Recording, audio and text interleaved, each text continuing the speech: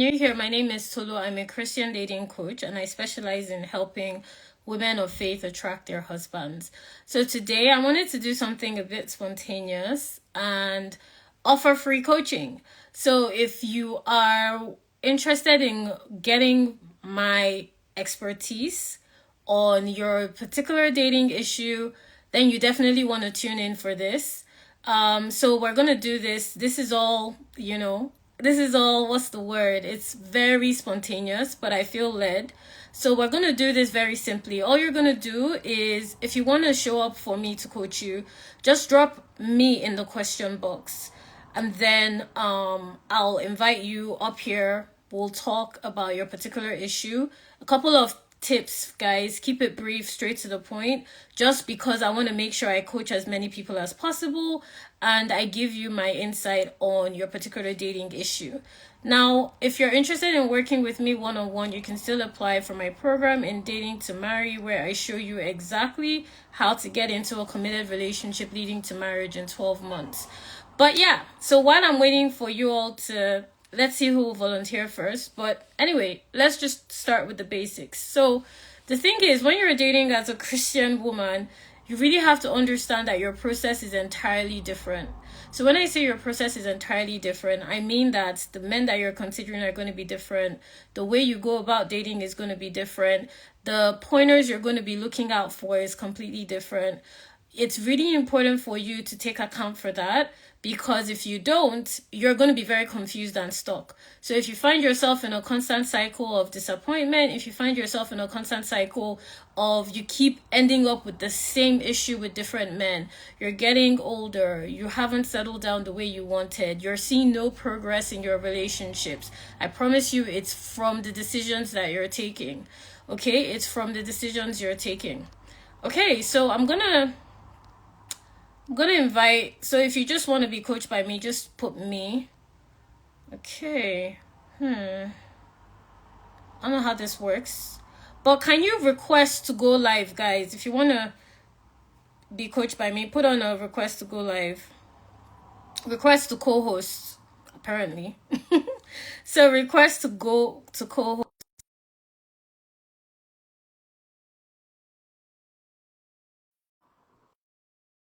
Okay. So let me see. I've accepted one request. This is gonna be fun. Hi. How Hi, good afternoon. Good evening. are you? I'm fine, thank you. Awesome. So what's going on? Um, Relationship wahala. So let me say, up to now, I was supposed to like settle down. Mm-hmm. I don't. I think my job is also affecting my relationship because I move around. I'm a person. Either I'm in this station, the next minute I'm in another state. Oh, Rootsy, I can't hear you. Your network has kind of broken up. Uh-oh. Guys, can you hear her? I can't hear you. Can you Rootsy, hear me? you're not, sorry, what's your name? Apologies. Sorry, my name is Ruth. Oh, Ruth, I was calling you by your nickname. Hi, Ruth. Okay, Hi. awesome. So what's the issue? I understand because of your network. Like, what's the problem specifically you're experiencing? Oh dear. Ruth's network isn't working, guys. Hello. Hi, Ruth. Yeah, Yeah. what's the problem before your network glitches? Okay. My problem is that I feel I don't know why they are leaving. I just Okay. So your network is glitching. So here's what you're gonna do, Ruth. You're gonna drop it in the question box. I'm gonna have to move on. Your network is yes, next glitching. So yes, if it's you glitching. can drop it in the question box, I will definitely attend to your question, okay? All right. Okay. Thank you. Thank you. Thanks, Ruth. Bye. Bye. Okay, so I'm gonna what's the word? So who else wants to come live with me? Thanks, Ruth, for volunteering to be first. Please just make sure that your network is ooh, please just make sure that your network is stable. Let me see. Ruth, you just need to click. You need to click off the live, I think. I'm just going to remove you and then you can rejoin. Okay. Awesome. This is the first time I'm doing this, guys, so just bear with me. If you want me to coach you, come on live, share your question. What's the word? Share your question straight to the point, so that we have time to, go through other people. I'm just curious to know what you guys are dealing with. Okay, so I see another request. If you want me to coach you, drop it in there's a little box that you can request to go live with me. So join there. Hi, Dee. Hi, good evening. Good evening. Is your name Dee? Just to be clear. Hello? Hi, Dee. Yeah, is Hi. it Dee? Just to Yeah, clarify. or Okay. Divine. Hi, Divine. Okay, what's going on? What's up? Thank you. The thing is that I noticed that people barely ask me out. Okay. Yeah, so like maybe when I go out with some group of friends and maybe we actually see some guys, they don't actually like Approach type you. me or come to me. Yeah. Even like when I actually meet some people and they actually ask for my number, they are not serious. They mostly want situationship and all that. Okay, awesome. I love how concise you were. Thank you for that. Thank Okay, so the two things that you're saying is you don't get asked out when you're out with friends, you. Yeah. and they don't follow up for anything serious when you talk to them. So Yes. I'm going to ask you a couple of questions just very quickly. How often do you go out? Mm, if I should rate it from 100, let's say no 40, 40, 60. Okay, awesome. So we're being very Yeah. honest. So the first thing that you want to do is make sure that you get a consistent routine where you're visible. It doesn't have to be like all out, going out. Like it can be something consistent, like I don't know, the gym, going to networking opportunities, even like church, volunteering in the church. I just want you to think about based on your current routine, where are opportunities for you to be more visible in that space. So usually this will, okay, I'm going to keep going.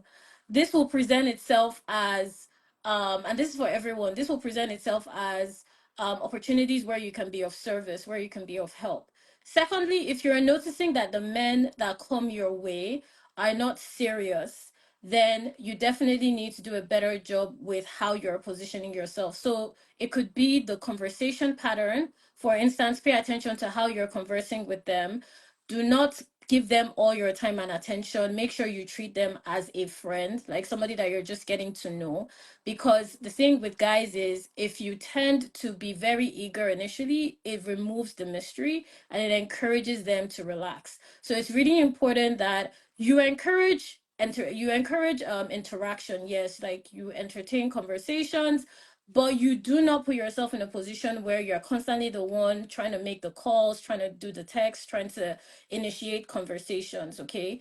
And the last thing I'll say, D, is you really want to make sure that whoever you're giving your time and attention to has shown you that they are genuinely interested. So it's fair that if a guy is asking for your number, you give him your number. But I also want you to ask yourself, why am I giving this person my number? Is this purely because they asked, or is it because I'm genuinely interested? So something I always show my clients and teach my clients how to do that, I'll share with you guys here, is you really want to regulate the men that are in your rotation. So when I say rotation, I mean any man that is getting any aspect of your attention. It's not every Tom, Dick, and Harry that asks for your number that you give it to them. But the first thing I want you to really do, D, because you said 40, 60%. So in other words, between 40 and 60% is the frequency of time that you are visible. You need to make sure that there is a frequency with which you are showing up to be approached. Okay, another tip is, make sure that you are open to conversations. It could be as simple as smiling, it could be as simple as initiating a very friendly line of conversation, but really explore pockets in your routine whereby you can be more visible in terms of how you show up and how involved you are in that environment. So yeah, that's my advice. Okay, thanks for sharing. Okay, who else wants to be coached? Really quick and fast coaching. You also how Dee did it. She was straight to the point. Unfortunately, we lost her. We weren't able to continue. Okay, so who wants to be coached?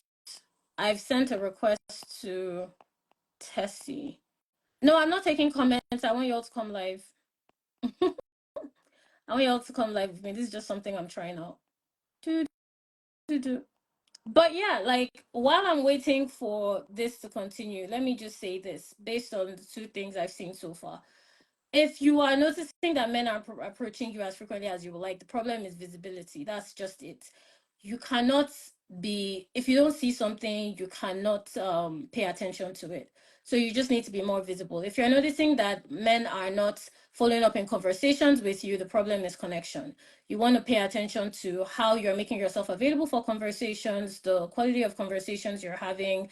If you're noticing men do not want to commit to you, the problem is value. They are not seeing the value that you have to offer. They are not perceiving it in a way that can contribute to their lives. Because men definitely, whether they are interested in being your boyfriend or just your friend, they do want to make sure that if they see your value, they want to be they want to be close to you. Okay, so those are the three pockets. Okay, so we have, okay, I've just accepted another request. Let's see.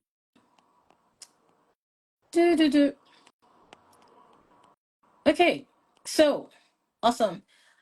Hello, I can't see you, but I can. Okay, hi. Oh Lord, I think your network is bad, sis. I can't hear you properly. I can't hear you. But yeah, guys, if you want to go live with me, just try and make sure that your network is working well, just so I can hear you. I can hear you well. I can't even see. I don't think she can even hear me. But yeah, like just make sure your connection is strong. You don't have any issues on your end, just so that for the benefit of me to be able to coach you properly and to be able to hear your specific issue. But yeah, I'm just gonna keep. Who else wants to go live with me? Just click the request button, because unfortunately, sis, can you like I don't know how to end your segment of the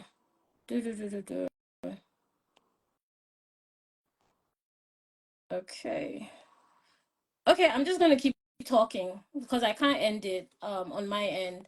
But yeah, you definitely want to make sure. So it's either a question of visibility, you are not, your communication pattern isn't encouraging, or they do not see your value. That's pretty much it. Now, what I do with clients is show them how to be visible in a very natural way, and how to be able to have conversations with men in a way that encourages them to desire to commit, and that way they can get to the point where they choose the man they want to commit to. Because this shouldn't be an experience you just have with one man. Any man that comes within your aura, within your circle, should be attracted and drawn to you, even if it's not for a relationship. They should be interested in being friends with you. They should be interested in assisting you in one way, shape, or form. Okay. So if you're not used to men showing up for you, there's a problem with the way your value is being perceived. There's a problem with how your visibility is being, the frequency behind your visibility. Because I don't know, if I'll give you guys a very simple example. So for example, today I went to the gym. Y'all know I like to work out. I shared it. Sometimes I share it on my stories. Went to the gym, wanted to use, they call it the Smith's machine. Wanted to use the Smith's machine to do some squats. And then there was a gentleman on that machine. That was the only working machine in the gym. The other ones weren't working. And I really wanted to use it because I just enjoy it. So I went up to him and let him know that, hi, like, how many sets do you have left? Just gym speak. Sets, just how long are you going to be? How many sets do you have? How many reps do you have left on the Smith's machine? And he was like, oh, I have another 5 sets, which is quite a lot. So I just went about my business, did some other machines, came back, saw that this guy was waiting by the Smith's machine after he was done, looking for me around the gym. I could see that he was looking around, and as soon as he saw me from across the gym, he was like, oh, hi, I'm done. Like, literally, you would think we know each other. I know nothing. I don't even know his name.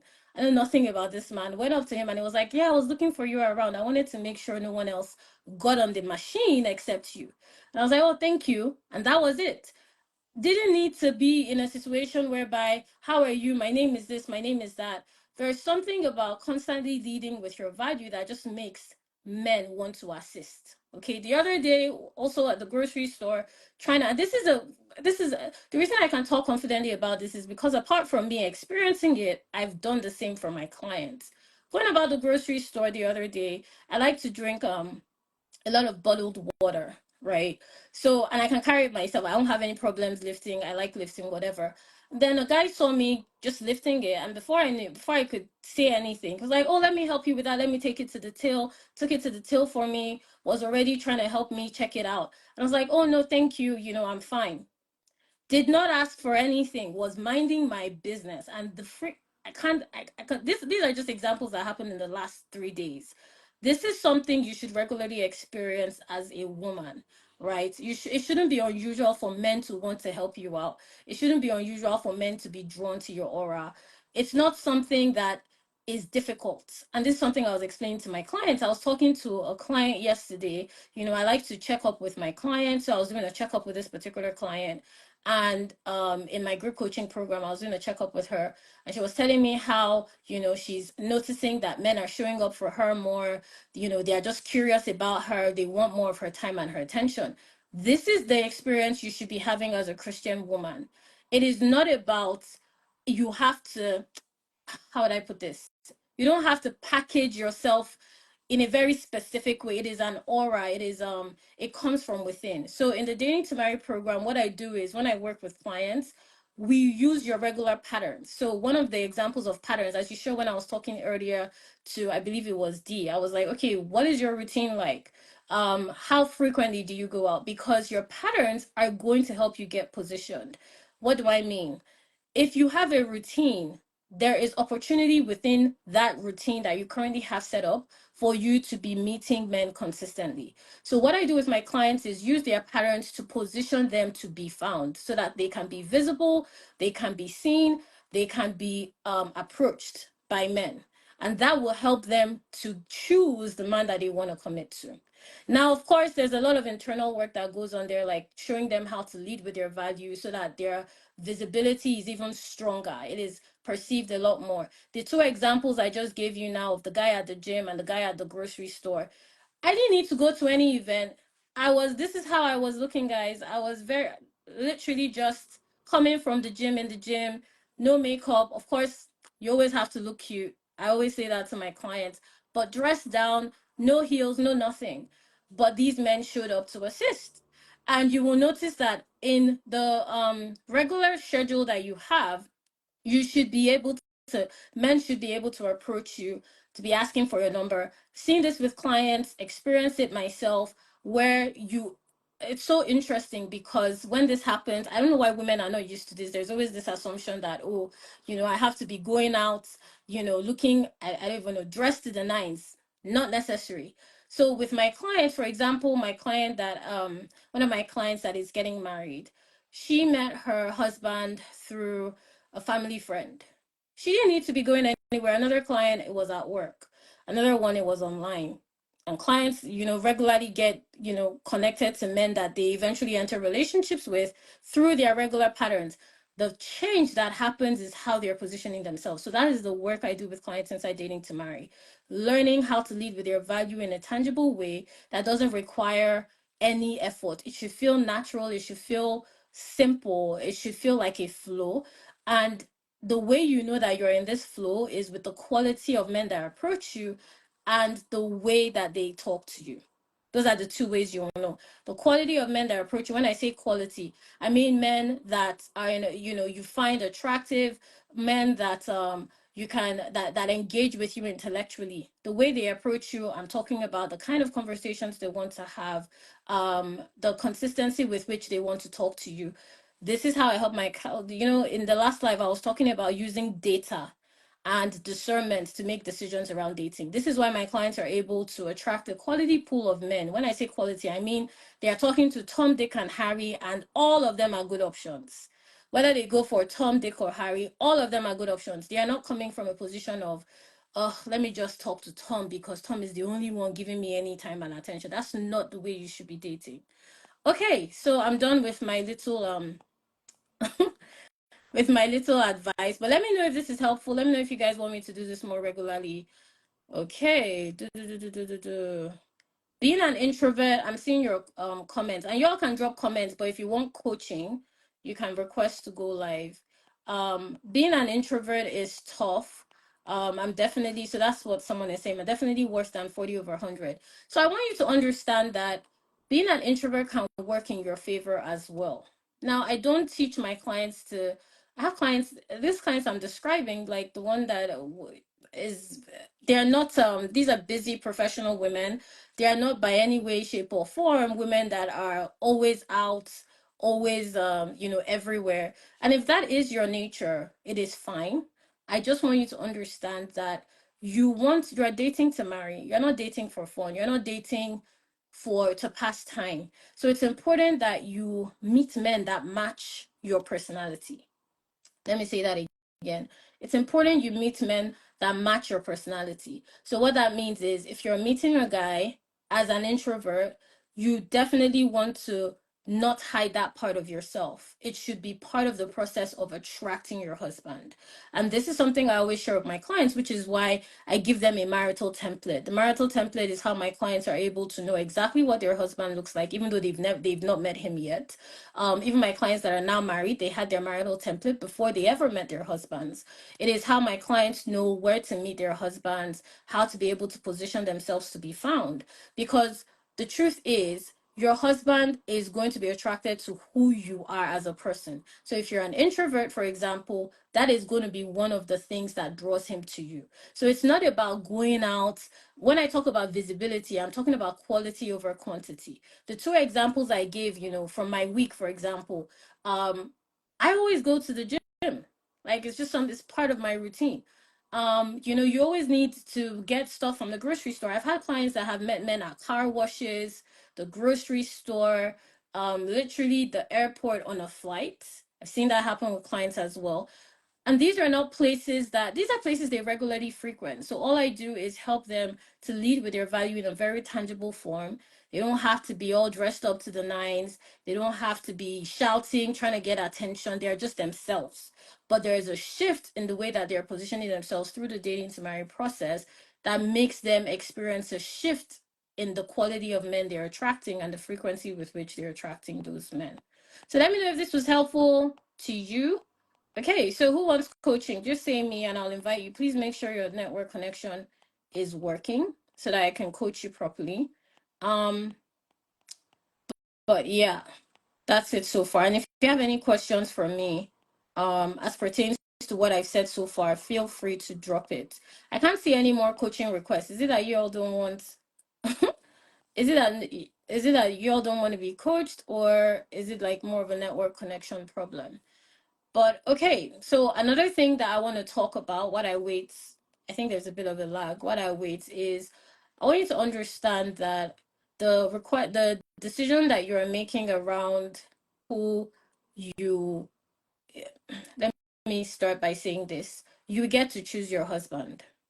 You get to choose your husband. My clients do it all the time. It's not a situation where the first man they see they marry. No, the first man they see that matches what they desire falls into their rotation. A rotation is simply the pool of men that you're attracting, that you want to interact with. You add them to the list. The list is your rotation. That is the rotation that from which they choose your spouses. Okay, so it's not like, oh, because he asked me to be his girlfriend, I'm gonna be his girlfriend. Because he asked me to be his wife, I'm gonna be his wife. No, when you're dating as a Christian woman that has a calling on your life, you don't make decisions that carelessly, especially when it comes to your marriage. You really want to have a very clear understanding of, that's why I said data and discernment. This is where discernment comes in. You want to have a clear understanding of the marriage that God is calling you to and how that is going to play out in your dating process, which is another skill I teach my clients. Okay, so I'm calling you up, Precious. Please make sure your connection is strong. And if for any reason it isn't, just remove yourself from the live if I'm not able to do so. Because I don't want there to be a lag. Okay, so I've invited Precious. If you need coaching, Valerie, just drop a request. Hi, Precious. Good Noon. afternoon. How are you? I'm fine. I'm so happy to speak with you. I've been following you for 3 years now, Oh, and I'm so I'm so excited to coach you. What's going on? it's been all good. Thank you so much for your post and the lessons and the hints, everything. It's really changed my I'm life. Thank so you. glad to hear that. You're welcome. So what's up?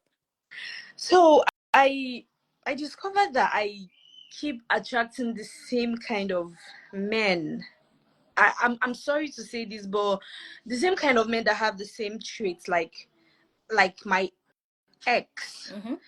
So, and I don't know if it has to do with me not listening to God, or there's something about me that attracts those kind of people that are like that, because it's they are negative. These are negative traits. Mm-hmm.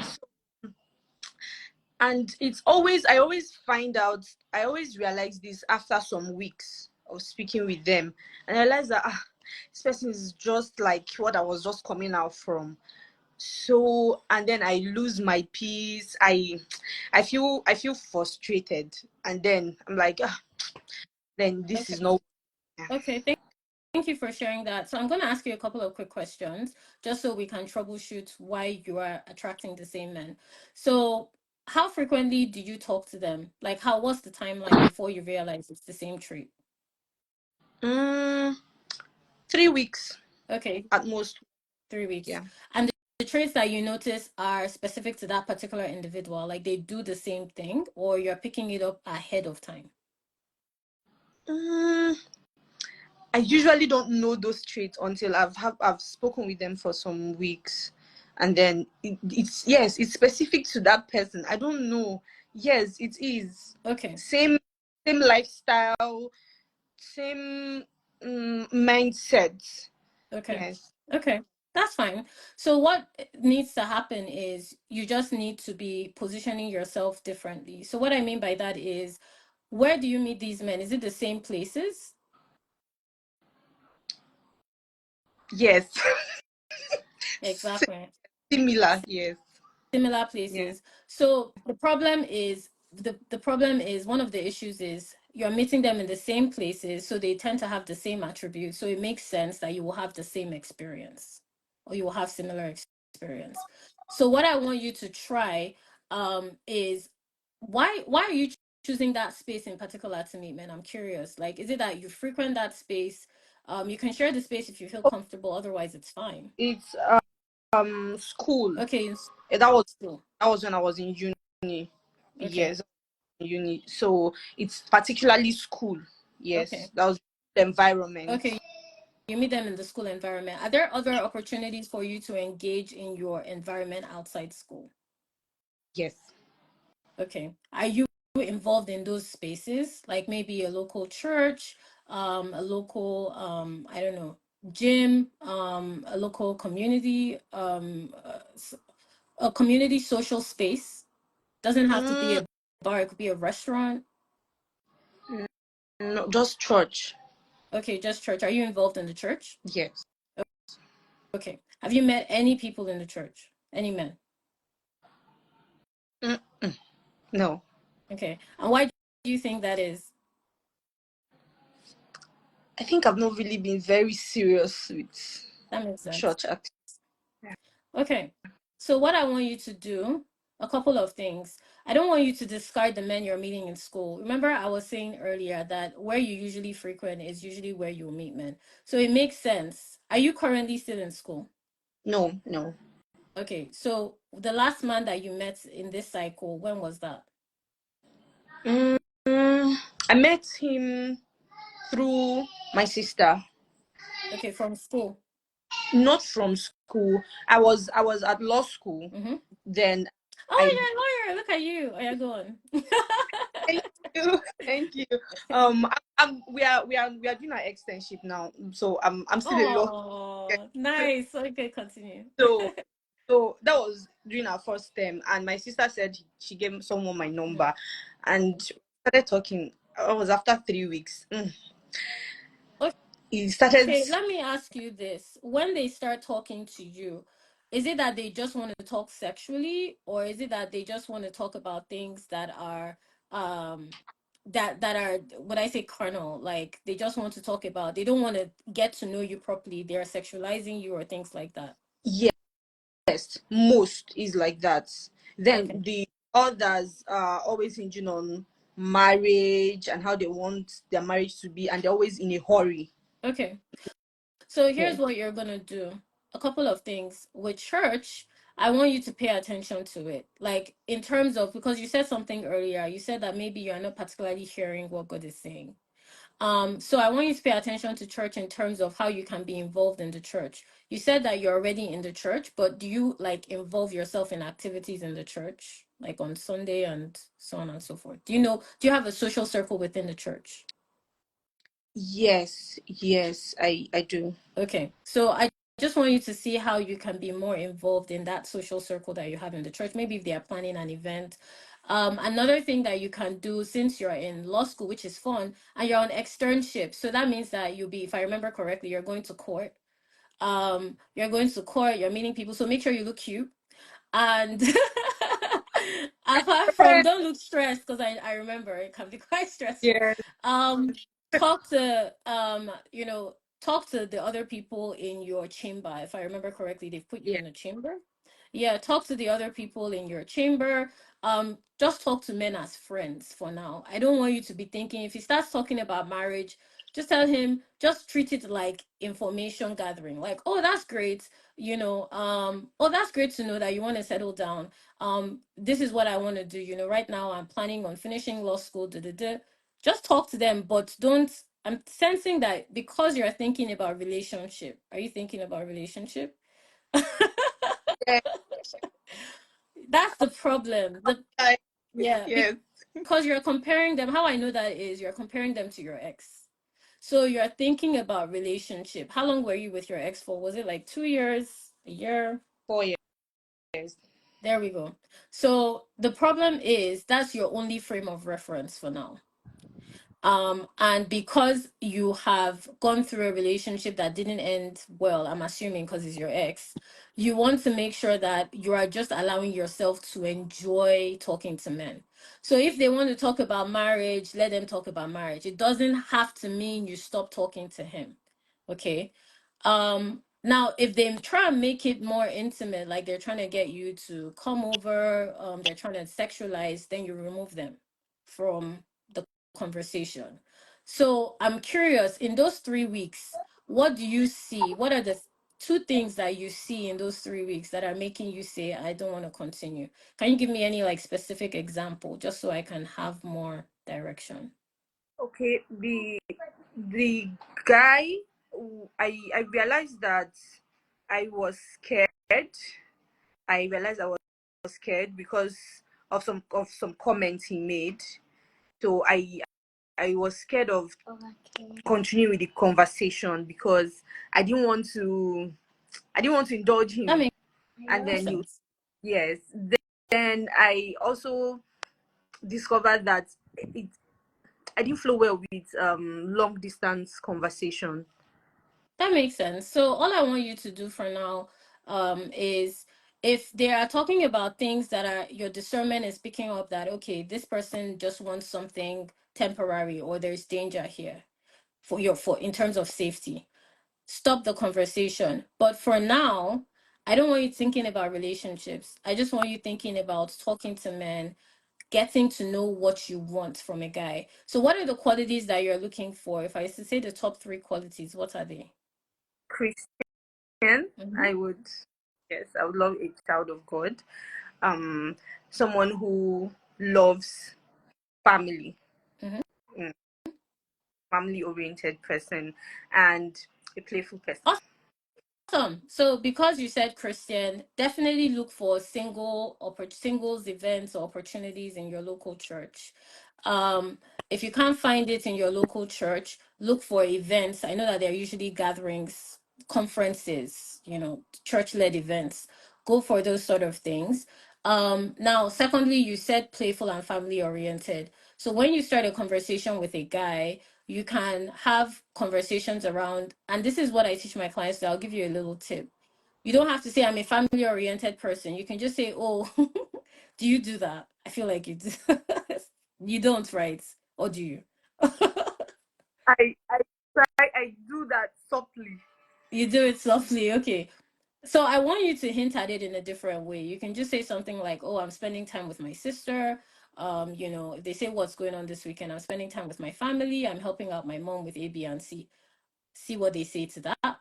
You don't have to tell them, I'm a family oriented person. I value, no, show it by example in terms of how you live your life and the qualities that the daily activities you have.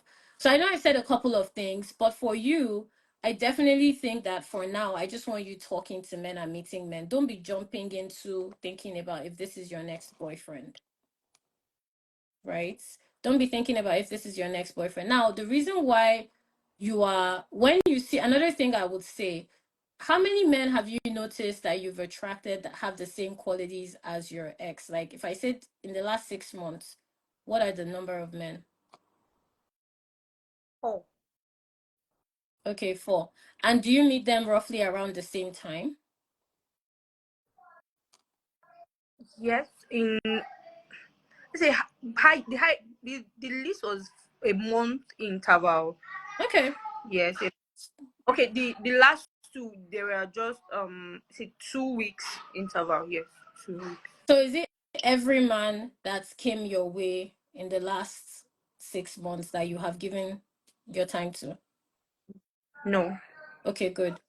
So what I want you to do now, another tip is if you now see that they are showing you qualities that they want to sexualize you or they are dangerous, start turning them away and just be positioning yourself. You have externship, so you are in chambers, you are going to court. Make sure you look cute, make sure you engage in your environment. It could be as simple as asking somebody for questions about the case.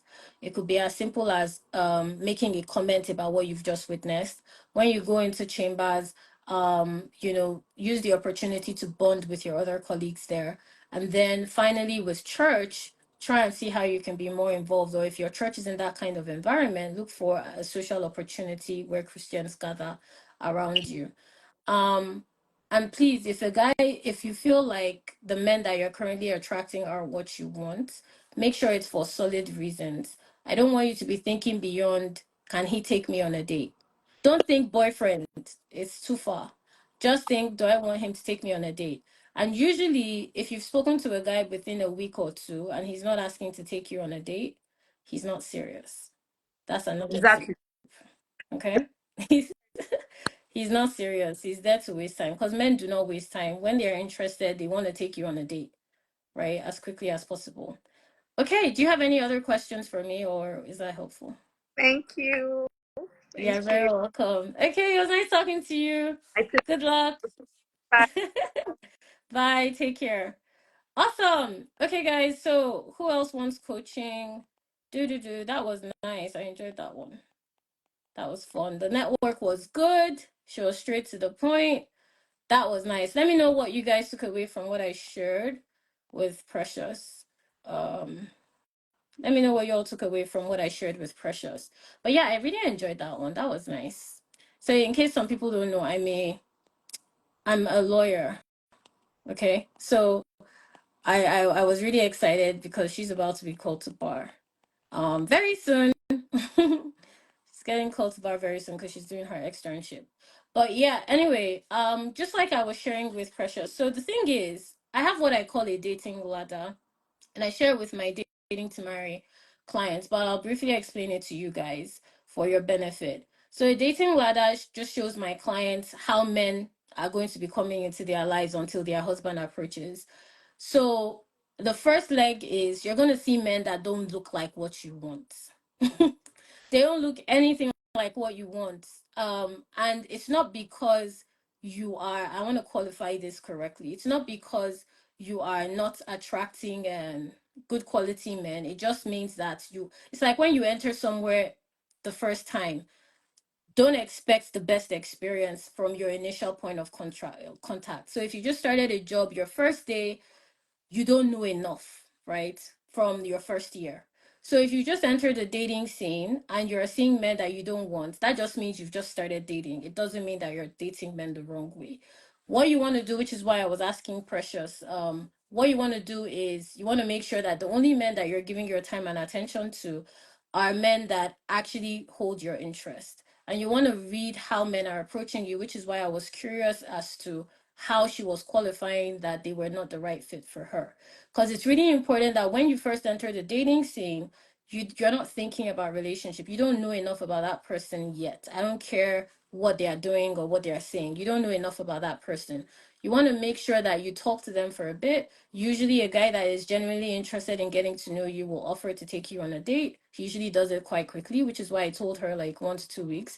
And then from there, you'll be able to discern whether or not, as long as you're involving God through your process, you'll be able to discern whether or not this is somebody you actually want to continue talking to. Mind you, it shouldn't just be one man. That man, say his name is Tom. Tom shouldn't be suddenly dominating your schedule. You want to give time to also meet Jake and Johnson and whoever else, which is why I was asking her, how is she making... If you all noticed, I just advised her based on her routine. I didn't tell her she should do anything outside her routine. I was just interested in, what does your schedule look like? Okay, you're going through law school, so you're in chambers, you're in court, you're a Christian. That means that you'll be attracted to Christian-based events. So just be more visible in those spaces in terms of how you're showing up to serve, how you're interacting with your immediate environment.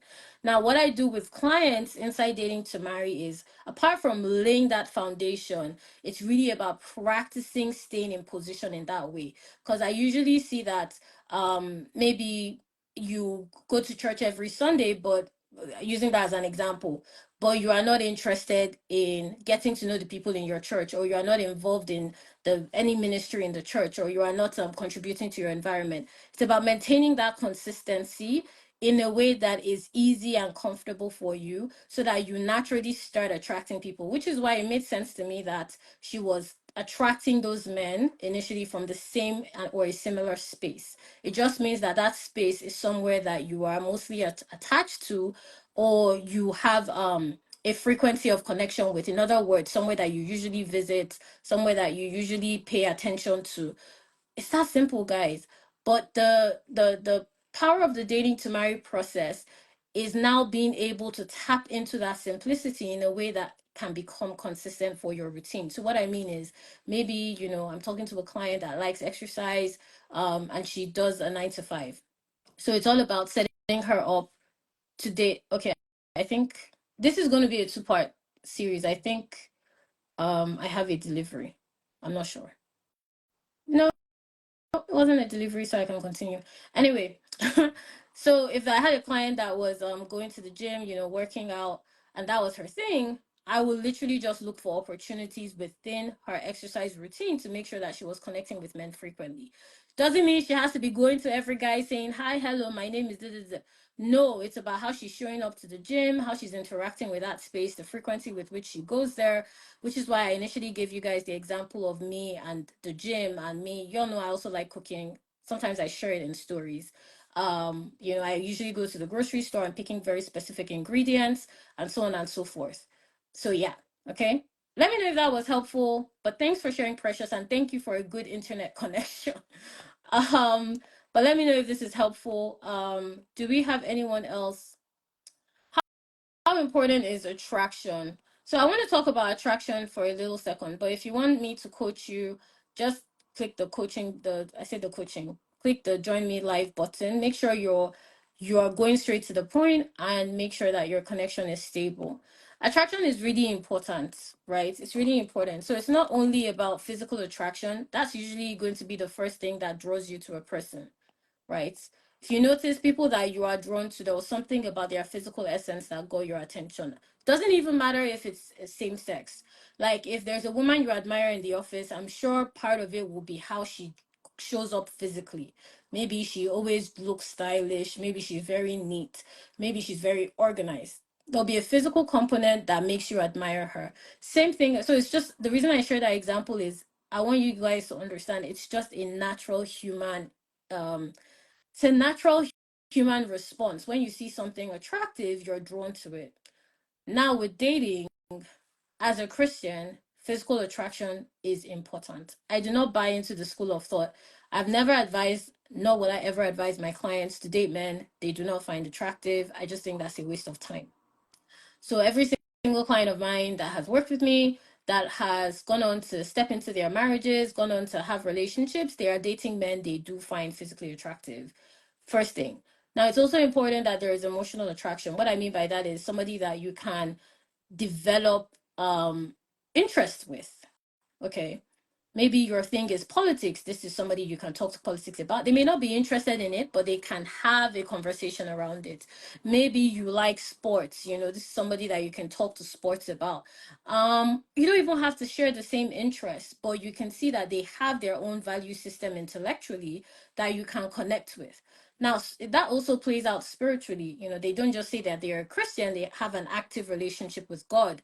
This is where you want to pay attention to how that relationship with God plays out in their daily life, in terms of, okay, do they, what church do they attend? Can you talk to them about God? Can you share Bible? Can you share scripture together? So attraction is three dimensional. It's not just about physical attraction, it's also emotional and spiritual attraction. Okay. So, yeah, definitely Christians like to downplay attraction. Do not advise it. I definitely, in fact, inside the Jane to Marry program, I have what I call the drop or date checklist. So this is where I show my clients how to be able to build their checklist, in other words, their standards, in a way whereby they know what they are looking for in a guy, from how he looks to his internal and spiritual values. And this helps them to navigate the way they date. It makes dating a lot faster for them, and it makes it easier. Now, I also want to quickly mention the dating ladder. Okay, dating ladder that I had mentioned earlier that I share with my clients. I don't think I had fully described it. I kind of stopped at the initial point. So initially, you will see guys, they don't look like what you want, but the good thing is you're seeing men. So that at least lets me know that you're visible to a certain extent. You're coming into contact with men. Fantastic. Now, all we need to do is increase the frequency of you coming into contact with men, and then use the data that comes back in terms of the quality of men that are approaching you to determine how we can um how we can I'm looking for the right word to say this, how we can enhance your frequency in a quality way. In other words, you may not be attracting the same flow of men, maybe 3 men every month or whatever, but maybe it's just now 1 man a month. But that 1 man matches more and more and more to your values. So usually you will move from coming into contact with men to connecting with men. Now, from, Precious I just coached, right? She needs to move from a space, and of course, Fair Pressure, this will also benefit you as well. She needs to move from a space of just coming into contact with men to connecting with men, which is why I told her to just focus on talking to them, looking at common points of interest by making sure she's available in places that she finds interesting, because that will enhance the quality of men that she comes into contact with, and also increase the opportunities for her to connect with men that she shares values with, thereby putting her in a position to make a decision around commitment. Now, this is more intricate than I just described it, but that's the broad scope of how the dating ladder works with my clients. So I literally, can see the progression of my clients from maybe they start the program. Like, I was going through a review with a client yesterday.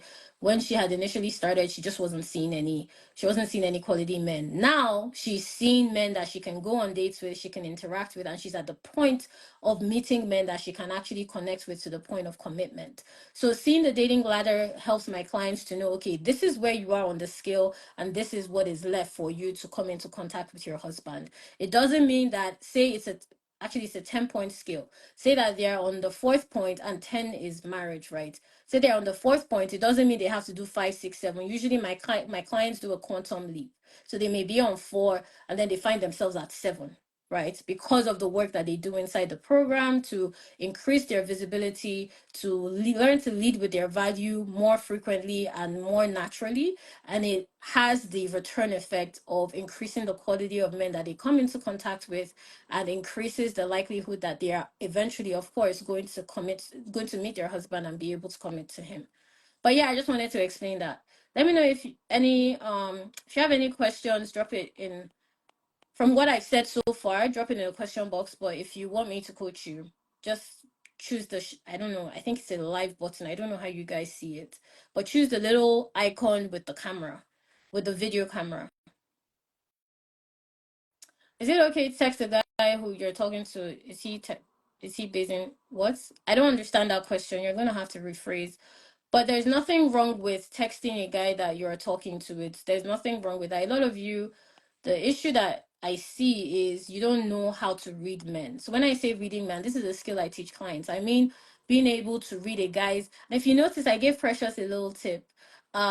In terms of, when you're talking to a guy, you really want to focus on his responses as opposed to his reactions. A lot of you are looking out for reactions, like, oh, if I tell him, you know, if I tell him that I don't want to, I don't know, if I tell him that I'm not interested in somebody that isn't a Christian, what if he reacts to that badly? Or if I tell him that I don't want to go on a date yet, what if he reacts badly? I want you to focus on responses instead. And this is something I teach my clients, because when you learn to pay attention to responses, you learn how to read men better without them having to say anything. In fact, I teach my clients not to pay attention to words. They're all about actions. That's the only language that they should be paying attention to. But there is a way you can qualify a guy's actions to know exactly what he feels, what he thinks about you, how he feels about you, and his intentions with you. There, you can read all of that from his actions. You don't need him to be saying anything. And if you notice, when I was talking to Precious, I was sharing with her that you don't want to lead with, this is what I want. I want a Christian man that goes to church, and so on and so forth. No, you want him to be able to experience this through your routine. Like, oh, what did you do today? Oh, well, I was in midweek service, I stayed back, I helped out in the church, That will be more productive in the long run than telling him this is my list. It's not going to get you anywhere. Okay. Awesome. Let me know if this is helpful. I've always missed your live sessions. First time being live with you. I'm glad I made it. Glad you made it too. Okay. So, do we have any other questions, or does anyone else want coaching? But yeah, just tap the hearts if this has been helpful. Drop a comment on what I said that stood out to you. But this is why, when I work with clients one-on-one, the dating to marriage process is really customized to their own unique experiences. So the coaching that I would give to a client will be very different from what I would give to another client. It's very important to understand. And the reason for this is your marital journey is very specific to your path. Okay, so you really want to make sure that the journey that you're on is your own. And I'll say that again. The journey you're on is your own. It doesn't belong to your parents, doesn't belong to your pastor, doesn't belong to your peers. It is your journey, because a lot of you are making decisions based on peer pressure, parental pressure. You're making decisions based on societal pressure, pressure from your church. And because of that, you're pushing yourself out of alignment. What you actually want to be doing is making sure that you're dating to marry the man God has for you. And you want to make sure that you know your own unique marital path to do that. What I mean by a marital path is knowing your own unique set of standards, your own unique set of requirements to be able to step into the marriage God has for you. And how I explain it to clients is I call it the STAR factor. So that simply means S stands for setting their standards, T stands for how they're setting up their timing in terms of the quality of interactions and the level and the what I say the time frame, right, that they give the men that they're interacting with. A is all about action, paying attention to what they're attracted to, how they are available to the men that they desire, so that they can get the result of commitment leading to marriage. Okay, so everyone's star factor is very different, right? So what will make you visible is very different from what will make your friend visible. What will make you attractive to your partner will not correlate to what made your friend attracted to her own partner. I have a question around financial stability. Is financial stability the first thing to look out for in a guy? No, it definitely isn't. So I don't see, you want to look at men from, like I said, you're a three-part person. You're spirit, soul, and body. So when you are looking at a guy, you want to look at him spiritually, emotionally, and physically as well. Now, finances falls under the physical and emotional element. In fact, you can qualify it spiritually. So you really want to have a holistic perspective when you're looking at a guy. But I definitely would not advise that you ignore what is clearly not in alignment with what you want. So it's really important, like when you are dating, like I've said, in different ways so far, it's important that your path is your own. So it's important that if financial stability is important for you, then make sure that you're available to meet men that are financially stable. I had a client that had gone through a divorce, and she was really struggling with her identity after her divorce. And one of the concerns she had was meeting men that were financially stable. She didn't want any men that were just starting out, that were just discovering themselves. So what I troubleshooted with her on was creating opportunities in her routine. Again, I do not put my clients in spaces that they cannot consistently show up in. So I like finding opportunities in their routine and enhancing how they're showing up in those spaces to be able to create the opportunities for them to connect with men. So that's what I did with her. And she noticed that she saw a shift in the men that were coming her way. She was meeting men that were more financially stable. In fact, to the point where they were intimidating her with their financial stability. And this is a successful professional woman. They were intimidating her with their financial stability, which was interesting because it brought up the work that we had to do in terms of how she perceived herself as a viable and attractive partner for the men that she desired. Now, if she hadn't put herself, using the techniques I taught her in Dating to Marry, if she hadn't put herself in the space where she was frequently coming into contact with financially stable men, she wouldn't even know that the reason why she hadn't been attracting them before is subconsciously she did not feel like she was deserving of that kind of relationship. It only came to the surface when she started coming into contact with them frequently, and she started noticing that she had issues around feeling confident enough to be able to relate with these men. So it's always interesting, like through the program, I watch my clients evolve into the wife that they've been called to be. Let me put it that way. So they may come into the program completely uncertain, unsure about, okay, how are you going to make me meet men? I work a very stressful job. I have all these bills. I'm a single mother. I'm in my late 30s. All my friends are married. I'm in my 40s. I've been waiting for marriage for so long. How are you going to do this?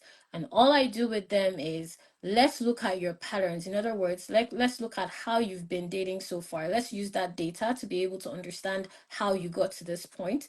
And then from that data, from looking at those patterns, we're going to position you in a space whereby you can consistently come into contact with the men that you desire to settle down with. And it's always interesting to see that transition, because when that starts to happen, like this client I just described, they realize that at the end of the day, the problem was they didn't believe that they had that was a possibility that was even available for them. Like this specific client, she didn't even believe that it was possible to meet a man that was financially her peer, not to talk about financially her superior in terms of his resources financially. And positioning requires you to have that belief. When I talk about positioning, it's very simple. I'm talking about how you are being seen and the opportunities that you're creating for yourself to be found. That's it. Those are two different things. How you're being seen, in other words, how people are seeing you, and opportunities that you're creating for yourself to be found. In other words, how you're making yourself visible to your husband. There should be multiple opportunities for your husband to find you. So in Dating to Marry, I literally create multiple opportunities for my clients to be found by their husbands. That is why they always tend to meet their husbands in places that they frequent. So it may not be today, but I guarantee it will be tomorrow. Because like every single client that has worked with me has met their spouses in spaces that they usually frequent. They didn't have to do something that was completely out of their what's the word? Completely out of their comfort zone. If anything, they just stepped more into their identity that required them to step out of their comfort in a productive way. So when I work with you, part of the work is making you step more into your identity, as more into that calling and conviction that you're called to be a wife. In fact, and I shared this story of a client before. She wasn't sure of her calling for marriage. But then we started our work together. I gave her marital template.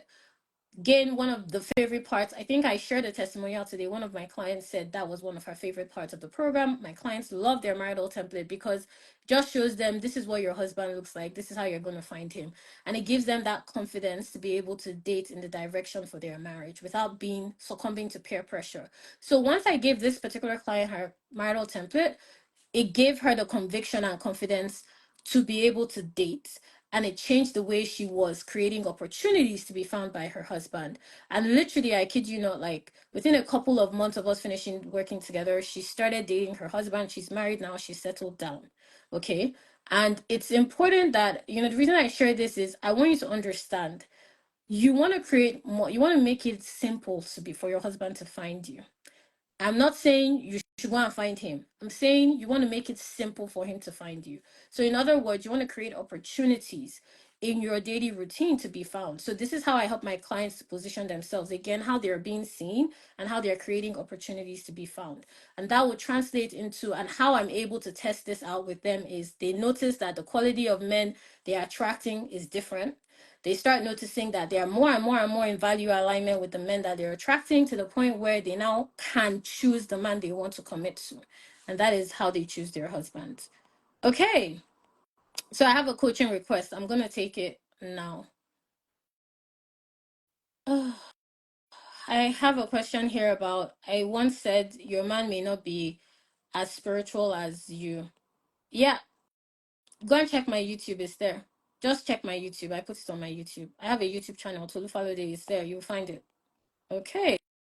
So again, make sure that you go straight to the point and your connection is clear.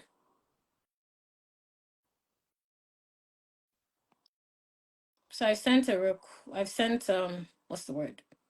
I've invited you for coaching, Tracy. Hi, Tracy. Hello, I'm sorry. It was a mistake. I tapped on it. No worries. Talk to All you right. soon. Take care. All right. Thank you. Bye. Bye. Okay, someone said they sent a question earlier.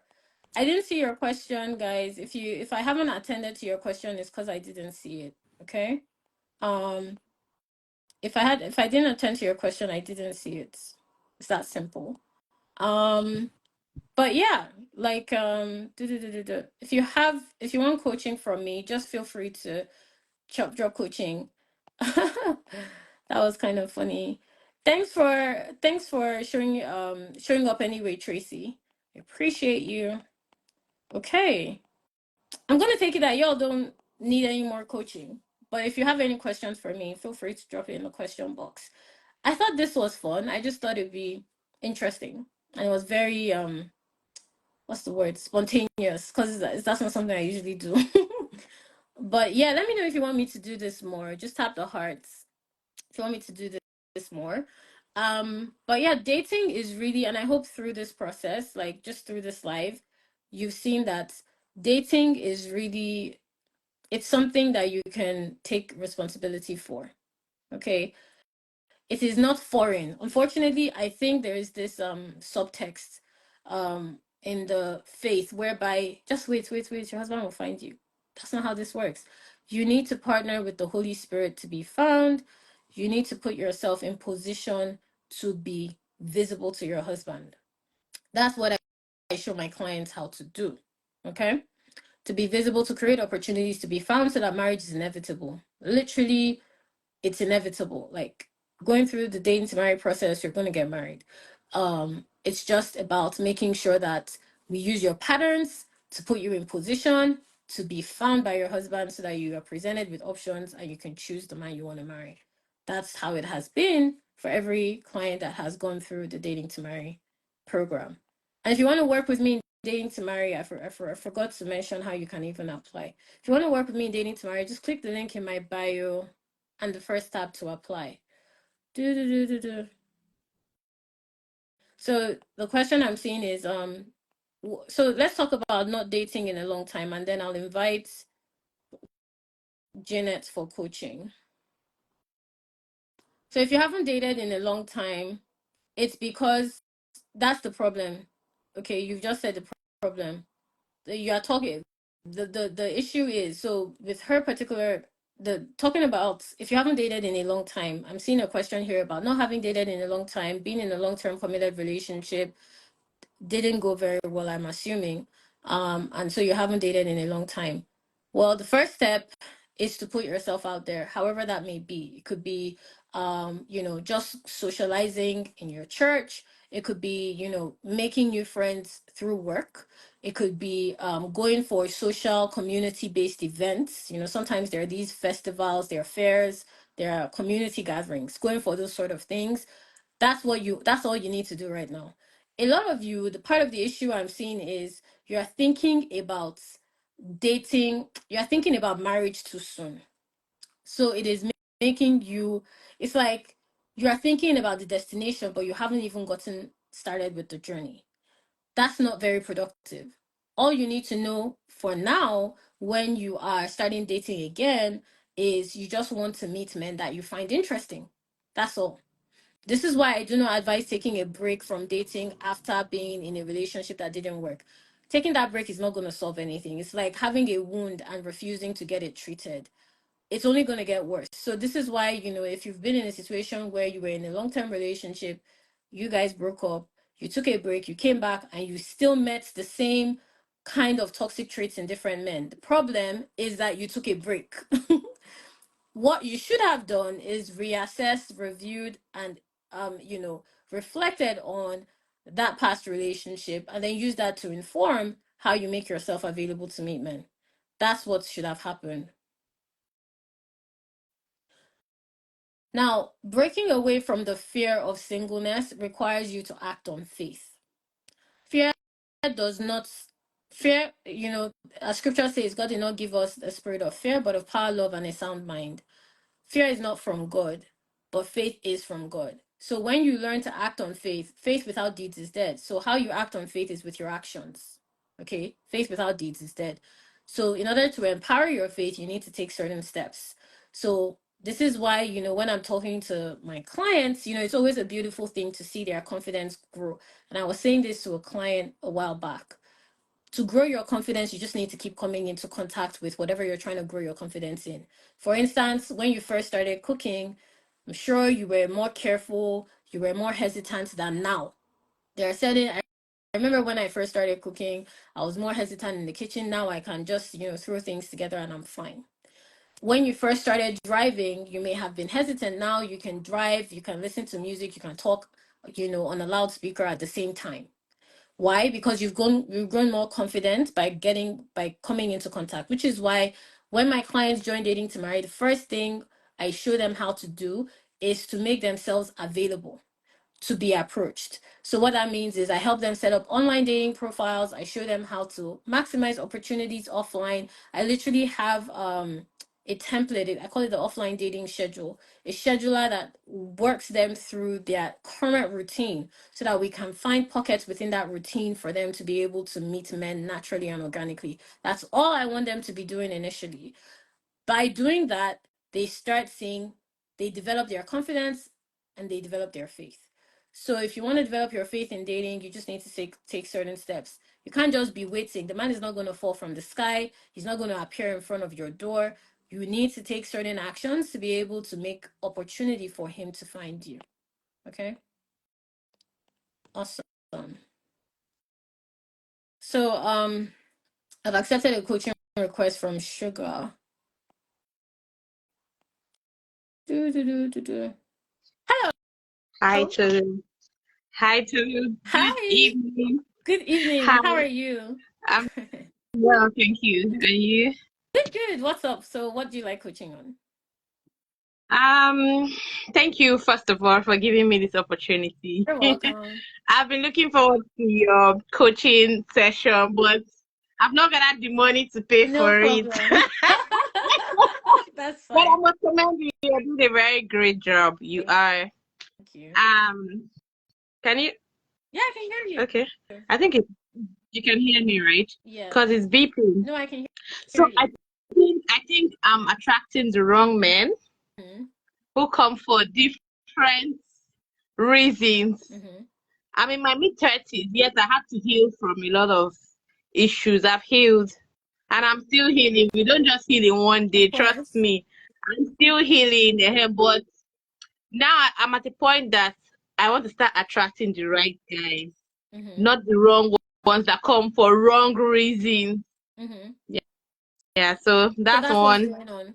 Yes, and then I attract narcissists. Mm-hmm. Even as friends, even as female friends, I used to attract, so I started cutting them off. Once I spot that narcissistic behavior, I just cut you off as a female, even as a female friend, I just cut you off. So I easily attract narcissists. They'll be good to people outside, but when they come inside, they won't be good to me. Mm-hmm. So that's what I attract, and I need to stop attracting that. Okay. No problem. So here's what we're gonna do. I'm gonna ask you a couple of quick questions. So the first thing I want to know is, do you have any routine whereby you engage with people outside your, I'm guessing that outside your 9 to 5, do you have a social routine at all? Not really, cause I don't keep friends anymore like I used to. Mm-hmm. And then lately I started going out to meet people, just go out. Then when I'm at work, I'm an Oh, eventpreneur. that's When nice. I'm at work, I no longer serve with my staff or my team. I try to mix up with people in the party because I meet a lot of guys and people say, why you not married? Why you not married? You go to event, you meet thousands of guys, and that's what happened. But when you're trying to coordinate stuff, you are here to work, you're not to meet men. That's the truth. Yeah, but And in no, go on, go on.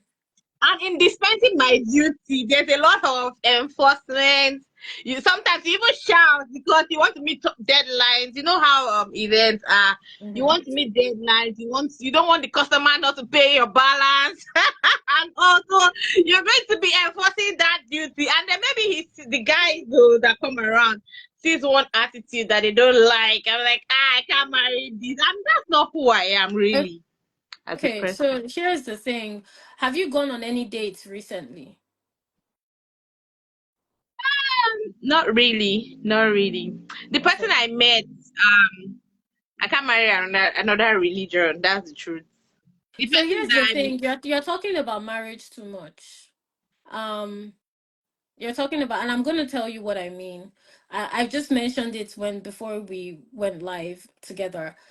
I want you to just look at it from the standpoint of, who do I actually want to get to know? I don't want you to think about, is this my, because the truth is, people that have gotten married, they didn't necessarily know that was their husbands the first time they laid eyes on each other. Sometimes it's, I'm sure maybe you've curated some weddings. Sometimes it was a complete surprise. Sometimes it was a childhood friend. Sometimes it was somebody they've been working with in the office. Sometimes it's a boss. Sometimes it's a customer. And the common thread there is they just got to know each other. So the first thing I want you to do, I want you to get out of that mindset of, I'm sensing that there's this whole thing about, I want to, settle down, get married, and there's nothing wrong with that. That is a valid, I mean, that's why we're here. But I don't want that to lead the way you are interacting with men or your thought process around it. So I just want to say, because I see you want to say something. So the thing no, is, not I, really. the thing is, I want you to just concentrate on making friends with men. You said right now you don't have any friends, and I understand that you don't have many friends, you're cutting them off. Fantastic. So make a list of the qualities that you want in your friends, whether male or female. Maybe you want somebody that is a Christian, not necessarily, but whatever. Maybe you want somebody that is kind, you want somebody that is funny, and then I want you to create opportunities in your schedule to meet those people with your current routine. So maybe at an event, yes, you are working, but what can you do to be friendlier at the event? Could you smile more? Like you said, you're engaging with the people in the event. Could you ask more questions about, oh, how do you know the celebrant? Or, oh, you can even use it as a business opportunity. Like, oh, if you have an event like this, I give very good service. if you enjoy this, here's my card. And you can use that as I want you to create opportunities to connect with people.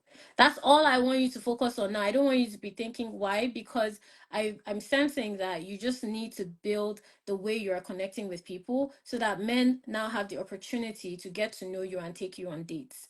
Your husband isn't going to come into your life saying, I want to marry you. That's not going to be the first thing he's going to say, right? Do you understand that? It's not the first thing he's going to say, but the way you are thinking about it is as if that is how it's going to happen. Does that make sense? Yes. So, Yes, it does. yeah, okay, good. So I want you to think about outside your you said, so you work, you run your business. Yes. Okay. So do you have anything outside your business that creates opportunities for you to be in an environment of other people? Maybe like going to church, or even from events like conferences, networking opportunities, anything like that. Yes, I lately I attended this NOG, Nigerian Oil and Gas event. I just attended to meet Did you people. You meet understand? people? What for? Yes, I did. I Good. met not men, Doesn't not matter. men. I met Yes, I met people. I find it very easy to meet people for business, but I find it hard to start talking about relationship or you You don't understand? need to talk about relationship. You just need to talk about what you find interesting. Person. Oh, okay. It's the man that will let you know he's interested in a relationship. All you need to do is let him know what you find interesting. It's his job to pursue you. So it's his job to pay attention to what you find interesting so he knows how to pursue you. Does that make sense? So, Mhm. and you say you're talking to the I'm curious. You mentioned about the men that are coming at the wrong men. They are the wrong men. They are the wrong men and they come for wrong reasons. I understand They what you mean come, by wrong reasons. I completely get you. come for But I'm curious, how do you meet them? some. In fact, the worst part when you were telling that lady that she should join church circles. Okay, now I'm at the point that I don't even want to meet any man in church again. I just enter the church and walk out of the church. Like I don't want to join any social circle whatsoever because I've been dealt by church men, church boys. That's the thing. There are wolves in sheep's clothing and everywhere. There's no one space where you are going to find only good people. Even in your industry, I'm sure there are people that aren't the best. They are not. They're sneaky, or they don't have the best business practice. But the thing that I'm seeing with you is you have a lot of triggers based on your relationship experience in the past. Is that correct? Yes, so I have. Oh, I have. I don't even want to do anything. I prefer to meet you outside and know that I met you outside. Mm. Even if you are sneaky, I'll be able to detect you from So outside. so here's what's going on. You are dating like a detective. You're like an investigator. Like, I'm looking for these qualities. If I see one thing like this, I'm out. And I usually see you. Trust me, I Of usually see course, them. of Calm course you down. see. Of course Yeah. you see. Because you are looking. You are looking for it, so you will find it. So that's what I mean by you are not dating you're not dating like a woman that wants to be pursued. And I'll explain what I mean by that right now, right? This what you're saying, you have just said a couple of things. They are coming for the wrong reasons. I don't want to meet any men in church anymore. The ones I met in church, they were two-faced. Da, da, da. The problem is you are dating like a detective. In other words, anything I see, I'm out. But you're not going to meet people that don't have problems. I hope you know that's not possible. Like you and I, we have our issues, Of right? course. We both Of have our course. issues, right? Because that is just part of being a human being. So I don't want you to say, because I met the wrong men in church, I'm not going to meet any men in church. I want you to think, okay, based on what I saw from those men, what do I now need to make sure I pay attention to next time?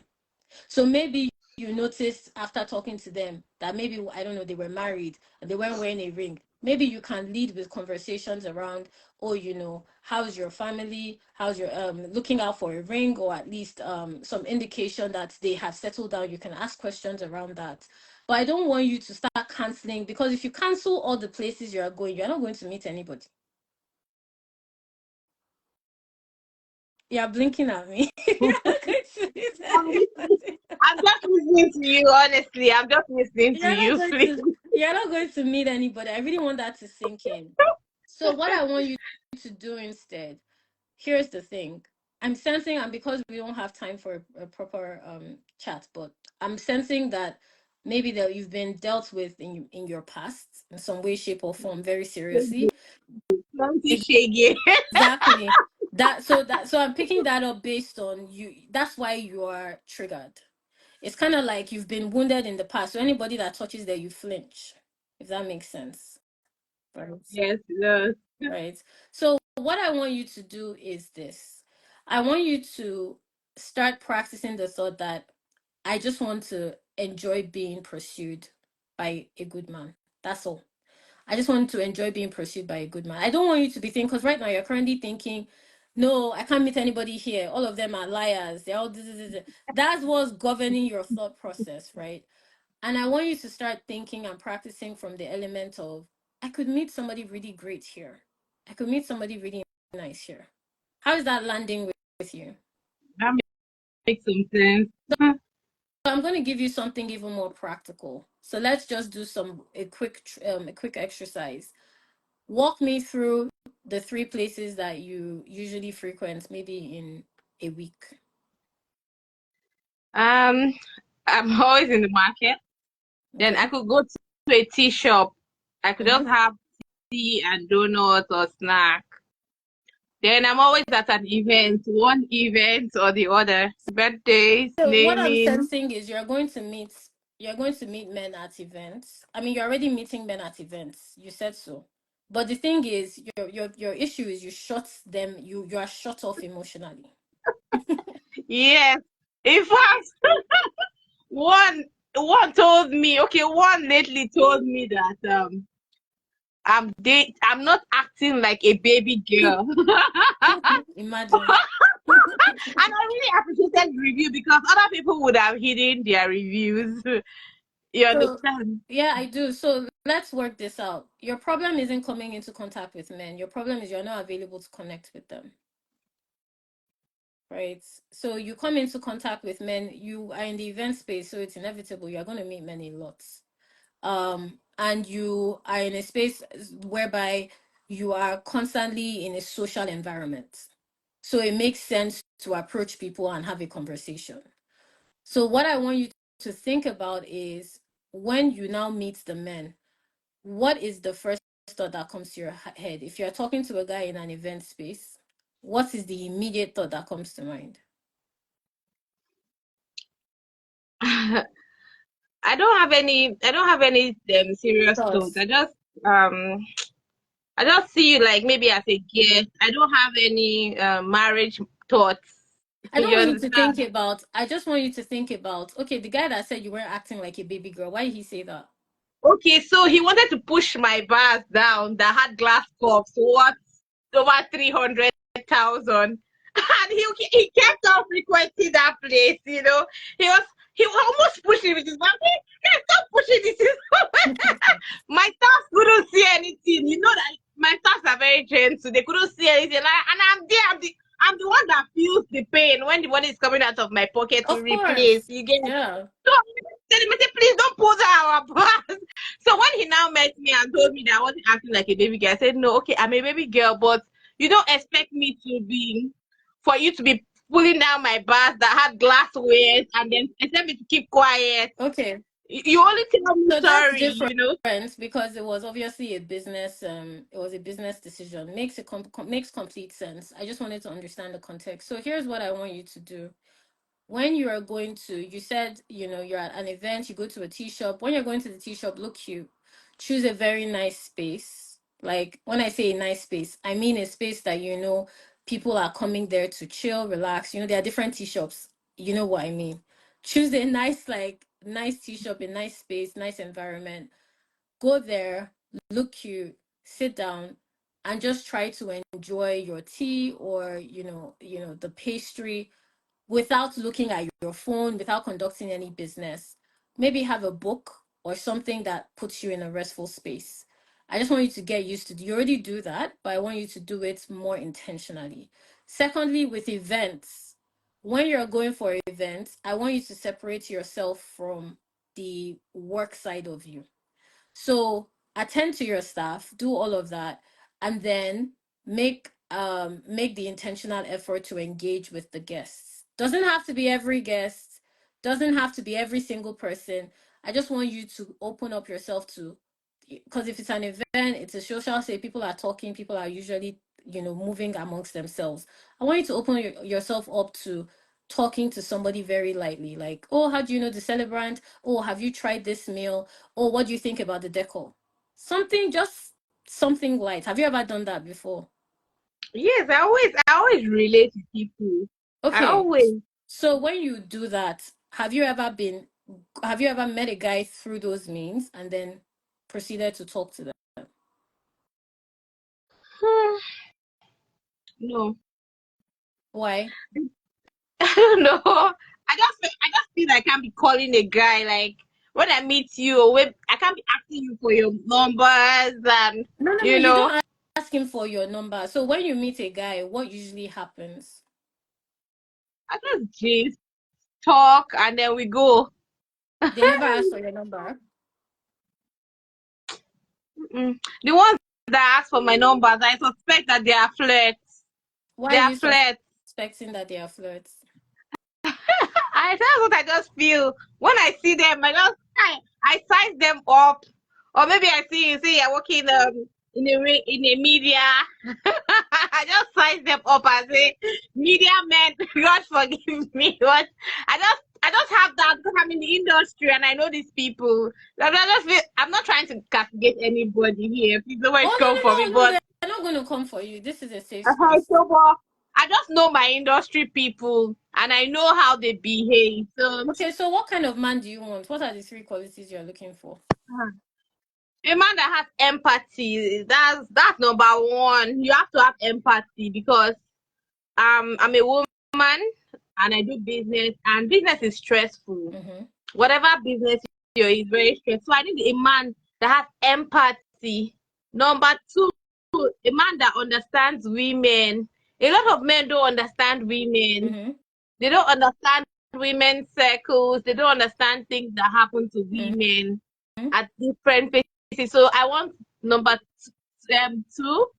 Number three, a man that fears God, not a church goer. Mm-hmm. Yes, somebody that fears God, that has the fear of God. Because me, I have the fear of God. I don't know about you. That's good. I, So here's the thing. You've labeled three things. So Christian, usually you're looking for somebody that shares your value system. In a building, that will be a church. You want somebody that is empathetic, and understands women. That takes you getting to know them, actually talking to them to find. You can't tell whether somebody's empathetic on their face, right? You can't tell without interacting. But the problem I'm seeing here, right, and I'll round this up with this, is you are judging these men based on your past experience. You are judging them based on your past experience. As someone said, they love your honesty. I told you this is a safe space. You are judging these men based on your past experience. You've done a lot of work, which is good, but I want to encourage you to just focus on your future in terms of how you want to experience men, not how you have experienced men in the past, right? And I understand, like I want you to focus on how you want to experience men. So moving forward, if you go to an event, you're talking to somebody, even if he's in media and he asks for your number, give him your number. Give him your number. Go to church, interact. I'm seeing that you're a bubbly person. I mean, if you're in the event space, you I must have am some level of so. social. I Exactly. am. So you have no business, you have no problem talking to people. No, I But don't. I don't have that exactly, problem. the issue is you shut down internally. Like you're like, no, I don't want, and then you close off. So you are the one that is actually getting in the way. The problem. You're the one getting in the way. So I want you to, which is why I was curious about your thoughts. Church, interact with people in church. Forget the wolves in sheep's clothing you've seen. There are men that are wolves everywhere. It's not just in church, right? Interact with them in church. Your events, if it's a media, even if it's a media, I don't, however you want to, give him your number. Give him your number. Let them talk to you. Unless and until you see a big red flag. What I mean by that is they are telling you, they are insulting you, they are trying to push you out of your boundaries, they are being disrespectful. Unless and until you see that, I don't want you to close the door. Okay, I want to ask a question. How about someone that is divorced? What's A wrong with that? divorcee. That's There's nothing wrong with that's up to your personal preference. If you're okay with that, as long it. as they are legally separated, I mean, if that's something you want to explore, No, they are she's even legally remarried. This person is even remarried. okay. So if they are, what do you mean they're remarried? The What other else? lady, the lady he was married to is remarried. Okay, that's fine. But here's the thing. I just want you to focus on what you want to see in your experiences with men moving forward. Unless they show you that they are not able to do it, do not cut them off. You are the one getting in your way, right? You have a very social personality. I can see that. You don't have any problem connecting with men, but because you are easily triggered based on, I don't want this person to take me back to where I'm coming from. I don't want this person to give me the same experience I had with that person. Based on the shaggy I've Exactly. seen. I don't want to go through the same stress I just came out of.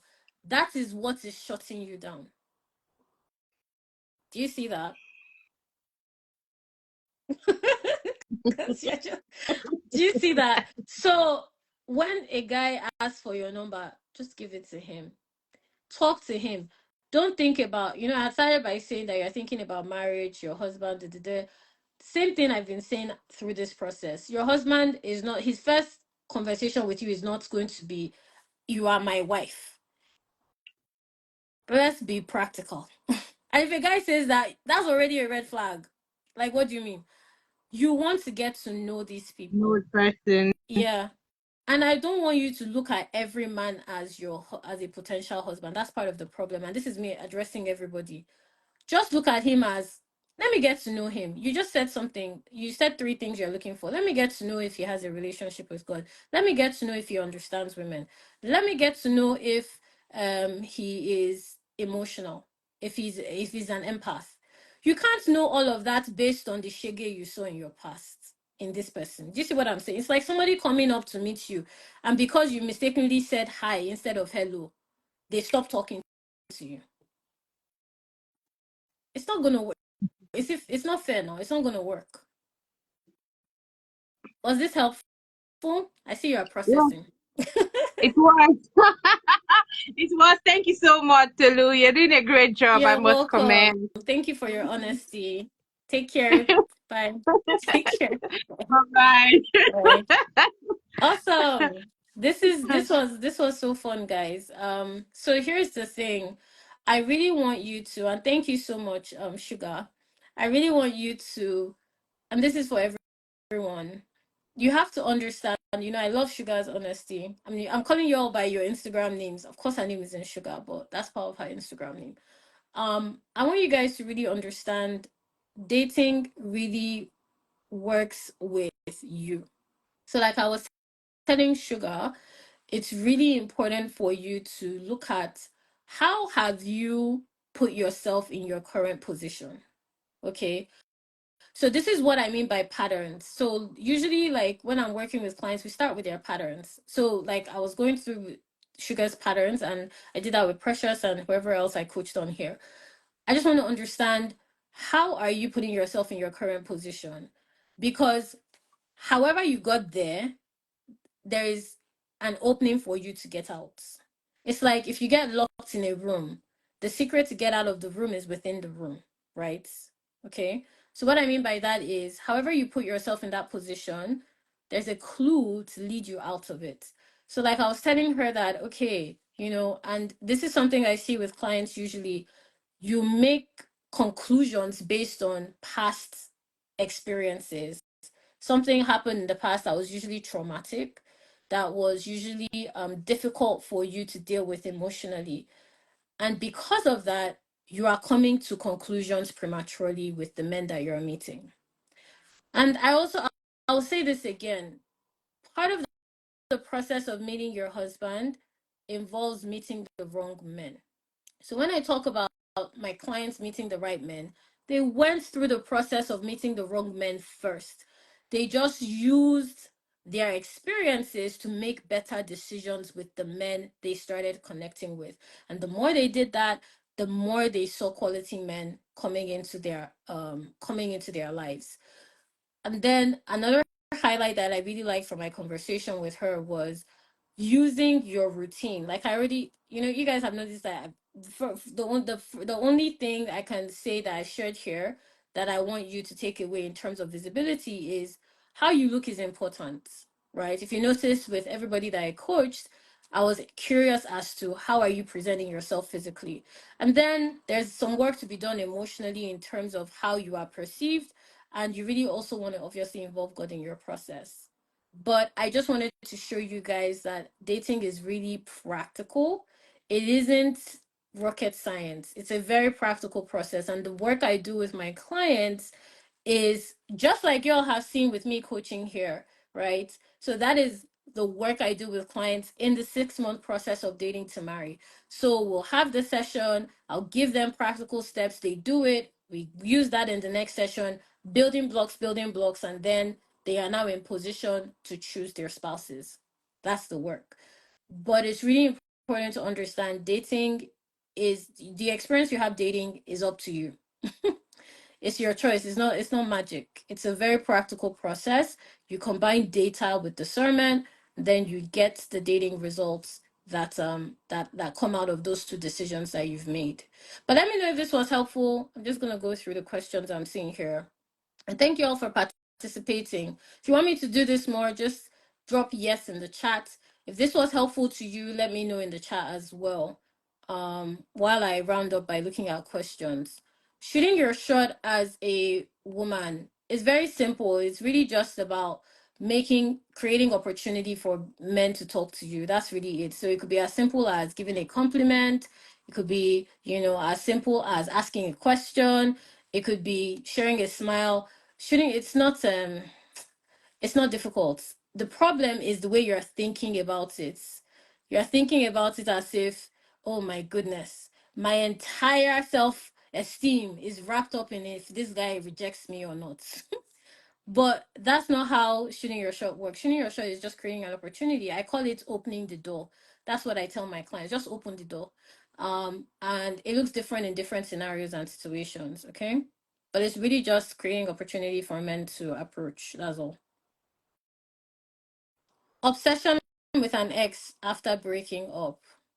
How does one nip that in the bud when he's giving you mixed signals? I don't really understand who is obsessed, or how that pertains to mixed signals, but I'll try my best to answer. So if he's giving you mixed signals, so this is something you guys do. You are too focused on what men are doing in the wrong way. This is why, again, one of the key skills I teach my clients is learning to read men's intentions. It is very important for you to be able to understand a man's intention as it affects you, not paying attention to what his reactions are telling you about the decision you want to take. If you are dating somebody and you are no longer together and you are not interested in moving and you're not interested in rekindling the relationship, you move on. It is an independent decision. It shouldn't be dependent on if he comes begging, if he comes to tell you he's sorry, if he's hot today and he's cold tomorrow. If not, you will never move forward. You have to make an independent decision in the way you decide to regulate your dating life. So what I mean by that is when you're interested in a guy, you make a decision around how you want to move forward with that. When you are not interested in a guy, you let it go. You don't sit, a lot of you are sitting in the middle. That's your problem. you don't sit in the middle, because all that's gonna, what you will find is you will now start attracting men that are also indecisive, men that are not clear about their intentions, men that are never straightforward with what they want. And it's because you're sitting in the middle. When you are clear about what you want and what you're available for, if that guy is not able to put up with it, in terms of he's not able to meet up or match, he has to step aside.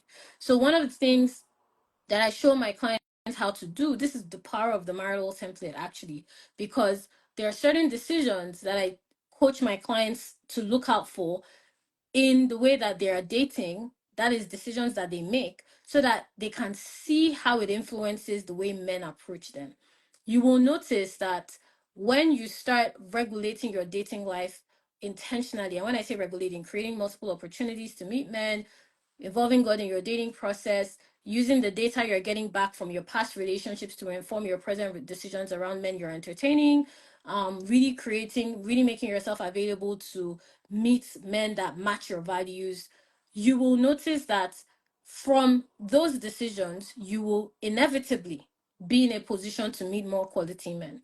So when I work with clients, that's why I said we look at the patterns, because a lot of you have patterns. Everybody has patterns. Everyone has a routine. Everybody has things that they enjoy. Everybody has places that they usually frequent. Just using those patterns to inform how my clients are visible and how they are seen. It's that simple.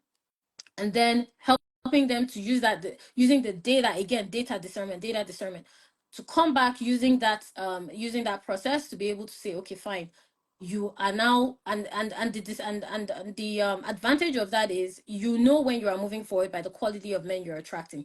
You don't just suddenly find yourself attracting multiple quality men, just like you don't just suddenly find yourself being an expert swimmer. I remember, so I used to, I'll give a personal example. I wanted to learn how to swim. I really wanted to learn how to swim, you know, because I just didn't like this fear of water that we have as Nigerians. I wanted to learn how to swim. I just didn't like the fact that I was afraid of water. So I decided to start learning how to swim. I remember when I first started, I was uncomfortable. I wasn't too sure. My coach will have to negotiate with me to go to the deep end. And now I swim. Can go from the deep end to the shallow end, move up and down, do whatever. Why? Because I created opportunity for that to become a skill. I just kept doing it again and again and again. I didn't just find myself swimming in the deep end. It's the same with anything in life. Same thing with dating. You're not just going to magically start attracting you're not just going to magically start attracting quality men. You need to come into consistent contact with men, get better at evaluating the way you are assessing these men. You will notice that as you get better, the men improve in quality. As you get better, the men improve in quality. And then you will now see that you are attracting a different caliber of man that matches the qualities you want in your husband. This is the process that I walk my clients through from start to finish, so that by the time they are leaving the program, they're in a position to be attracting quality men consistently, so that any man that comes into their space can be seriously considered as a potential partner.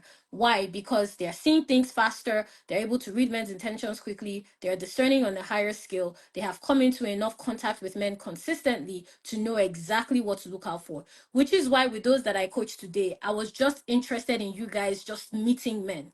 If you notice, I kept saying, just talk to them, just get to know them, because a lot of you are thinking from marriage. You are not there yet. Okay, you are not even close when it comes to the fact that you're not even meeting men in your rotation that match what you desire. And a mistake I see some Christian women make as well is, because they are not used to attracting a rotation of quality men, they commit to the first men they see that match, that have a semblance of looking like what they want, and they regret those marriages. I've seen that as well, which is why I encourage my clients to date enough to get used to quality men approaching them, so that they know actually what it looks like and what they actually want. They don't find themselves marrying the first man that approaches and then inside a marriage that they didn't want. It's very important. And I just wanted to highlight that.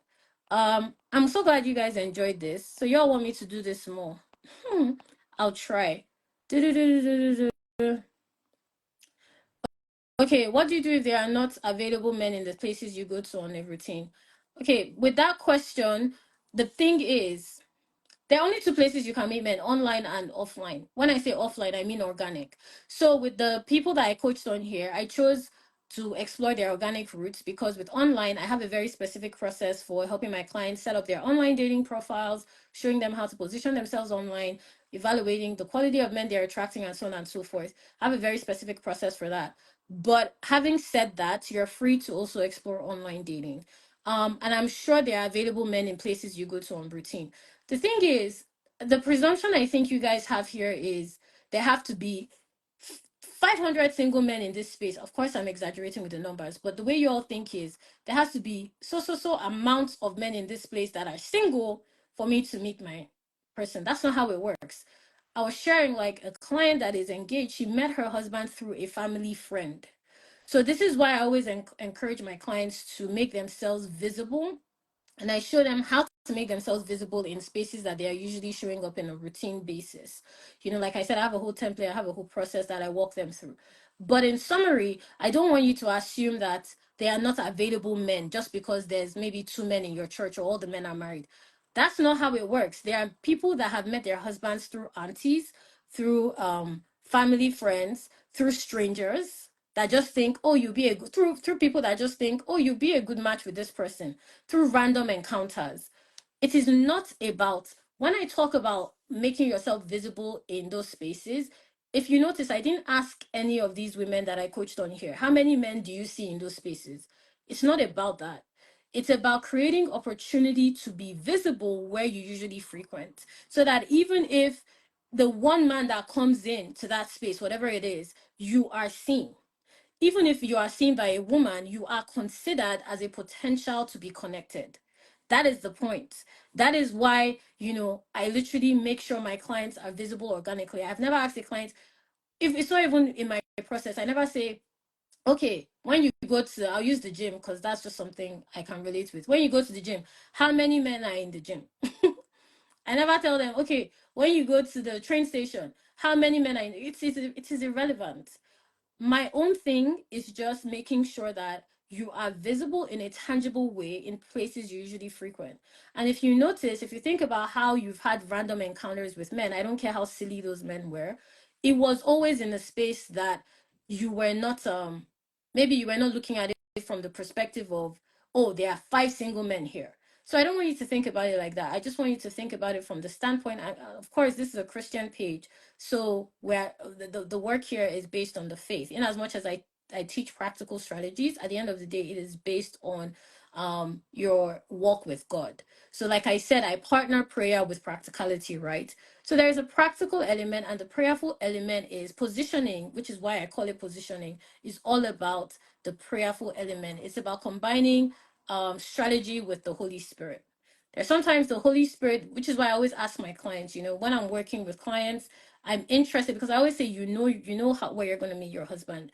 It is within your knowing, but it may just not be a conscious awareness that you have. So my job is to bring it to your consciousness and workshop with you through that process. So I literally, through the dating to marry process, my clients gain more awareness of their callings as wives. They gain more awareness of how they meet men naturally. They attain more visibility. They literally start meeting men at train stations, at airports, at grocery stores, at parks, and on the street, literally, because they are operating at a higher awareness of themselves. They are now even in a better position to understand how they can make themselves even more visible. I'm sharing that with you to say, I say all of that to say this. You can meet men anywhere. So forget available men. Just think about how you can be intentional about the places you frequent and how you can increase your visibility. Okay. But yeah, you can also try online dating. Even there's a whole process. Like literally, I work my clients through how to set up your profile, how to use your bio, how to, screen men, filter, and so on and so forth. Let me see. I'm doing online dating, but I think they're not serious. They just talk to me, and next day they don't talk with me again. Especially when I tell them I have a left arm disability. Okay, so I like the fact that you are leading conversations, being very clear about, okay, I have a left arm disability, because it allows you to save time with men that are ignorant. and not available to have a quality connection with you. Second thing I would say is, so that's a good thing you're doing. Like I always say, you want to use, I had mentioned earlier, using your personality and parts of who you are as a person to lead the way you date. That's something I share with my clients as well, because you're just trying to create opportunities to be found by your husband. So if you're talking to men that are not interested in a relationship with you, you are literally not creating an opportunity to be found. You are, if anything, blocking opportunities. So you want to be in a position where you are repelling men that are wasting your time. Anyway, that's what you want to see happening, right? So it's good that you're doing that. I definitely will encourage you to continue doing that. Second thing I will say is, with regards to setting up, online, and you're talking to men that don't seem to be serious, I'd encourage you to look at how frequently you're showing up online. Now, of course, I don't know the profile you're using. I don't know anything about it because, like I had mentioned, I go through a very specific process with clients. But just on a general scale of advice, just review your profile. Really look at the last couple of conversations you've had with men. Look at the men that you've attracted and ask yourself, okay, what is common here? What do I want to continue? What do I want to stop? And how can I change my profile to reflect that? That's just what I would advise. Yeah. And with the online dating thing, right, you have to be consistent with it. You can't just show up online and leave in 2 weeks. It's not going to work. That's not how it works. Which is the same thing. That's why, usually with clients, I like setting them up online and offline so that they are forced to actually create a consistency around their routine to be conscious about coming into contact with men. So this part of the purpose of online dating is just to put it in your foremind, in the forefront of your mind, rather, that I want to meet men, I want to meet people, I just want to be available and visible, even if it's just through an online dating profile. Okay. I think I've answered all the questions. This was fun. This was fun, guys. So if you want to work with me one-on-one inside the Dating to Marry program, you want me to help you get into a committed relationship leading to marriage, you want to go through the Dating to Marry process to use your patterns to be positioned to be found by your husband, then definitely click the link in my bio to apply. I'll review your application. If you're the right fit, we'll hop on a call. I'll be able to help you see where you are having issues in dating and how Dating to Marry can help you get into the right relationship leading to marriage. Okay, make sure to recommend this video to friends as well. I really enjoyed this, and thank you to all those that showed up for coaching. I'll see you guys again soon. Bye.